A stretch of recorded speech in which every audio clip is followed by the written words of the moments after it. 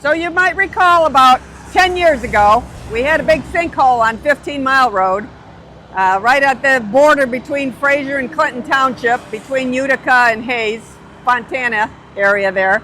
Anyway, that was a huge project. It required a big shaft. In other words, we had to dig a big section of 15 Mile Road open, 60, 70 feet into the ground, trying to fix this major interceptor, the biggest interceptor that we have in Macomb County.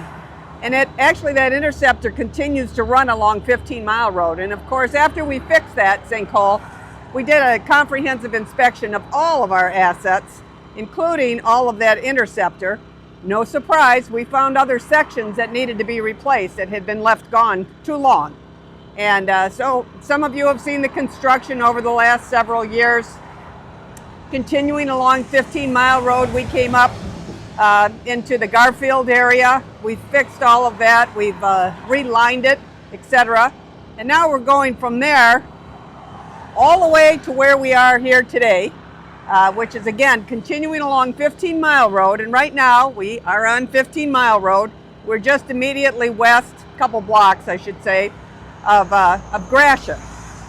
Now we are using a different type of product now, rather than having to close all the road lanes down and dig a big hole in the ground, a big shaft as we call it, so that we have enough room so that we can put down big sections of pipe that we need to reline the pipe.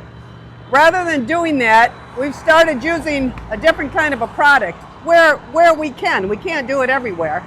But what happens with this is we're able to just put it down one manhole, and then it goes along and we can work down toward the next manhole. So we really have only got to close off one lane of traffic, which is really great for our motoring public, of course.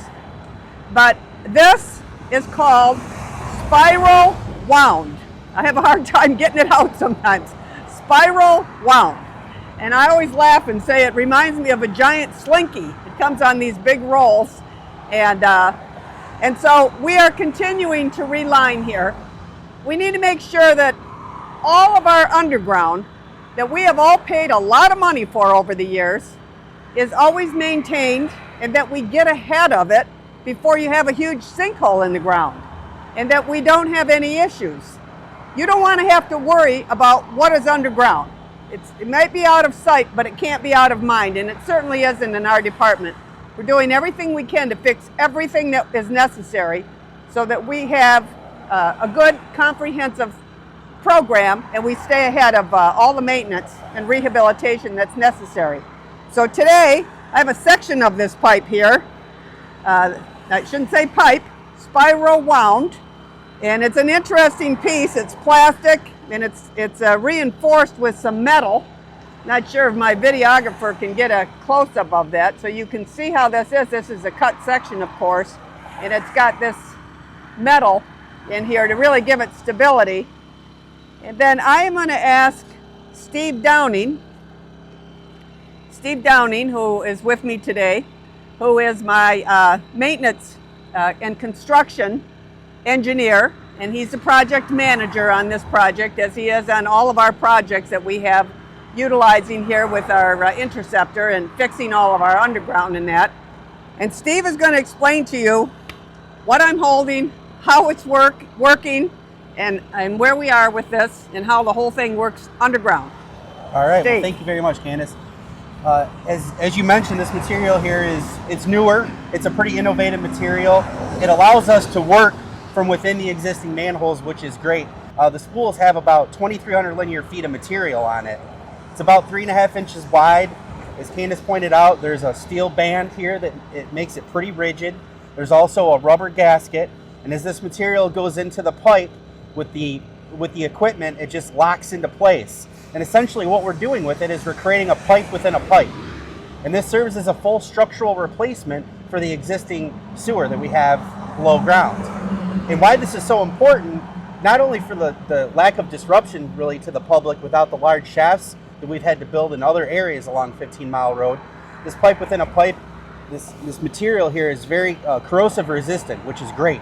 This environment that we're in with this material is corroded and eaten away the concrete. We've lost over 1.5 inches of concrete. And that's why we're here doing this. We just finished up the previous phase of this job, about 4,400 linear feet. And while we were doing that, we did an inspection. And we found that this next 8,500 linear foot section was degrading much faster than originally expected.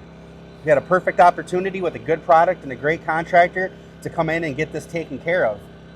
And actually, I was thinking about it on the way over here today. With this last reach that we're doing on the east side of Gratiot here at Maynard Street, we'll now have lined every single foot of gravity sewer along 15 Mile Road, wow, which is a huge accomplishment. And we're very happy to do that. We're left with just a small section, a little less than 2,000 linear feet of the force main coming from the Clintondale pump station, but we've lined a lot of pipe, which means our residents are going to get what they paid for, which absolutely is great. You know, it's interesting, Steve said how corrosive the environment is in these interceptors underground. Well, what happens, obviously we're dealing with wastewater, right? And it's agitating, it's flowing, and it releases something called H2S, which is hydrogen sulfide. And that is an extremely corrosive element, particularly to concrete. And so as Steve has mentioned already, where we're standing right here, we've lost 1.5 inches of the concrete pipe. It's just eaten away. And I mean, if you don't get ahead of it, you're going to have another sinkhole. That's what happens. There's nothing magical about this. You got to make sure you inspect your underground, and then you have to put together a capital improvements plan and be able to work the plan and fix and everything as you need to. Obviously, you have to do it within your existing budget also. We're not looking for huge rate increases. So we've been successful in actually getting a lot of money from other sources, the federal government, the state government, county government, for most all of our projects. So I'm not saying you're never going to have another water and sewer increase, but because of our projects, we've not had to pass along any increased costs because of the projects that we've done. And we have done hundreds of millions of dollars of projects. So we feel very good about that as well. We want to make sure that we give a good product at a reasonable price and that it's going to last for the next generation. I mean, you can't be putting this stuff in the ground and then 10 years later, boom, you got to come back and replace it again. So the life expectancy of what we are doing here is really generational. Anyway, we wanted you to know what we're doing when you're driving down 15 Mile Road. See these huge spools of this stuff. You're probably wondering, what in the world is that? And now you know. Thanks for joining us. Follow us on social media. For more information, explore our website, reach out via email, or connect through our toll-free hotline, 1-877-679-4337.